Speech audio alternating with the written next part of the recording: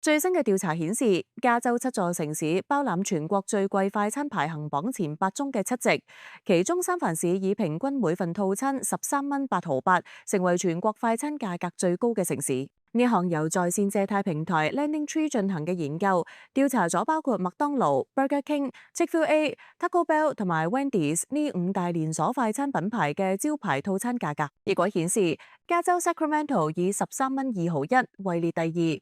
san Jose則以13.03仙躋身前十。相比之下，俄亥俄州 Columbus 嘅平均價格僅為10.01仙，成為全國最實惠嘅城市。全國50個大都會區嘅平均價格為11.5毫6。據 Landing Tree 嘅另一項調查發現，大多數受訪者表示對快餐價格感到震驚，並將其視為一種奢侈。研究就指出，而家快餐店員工亦都難以承擔自己製作嘅快餐。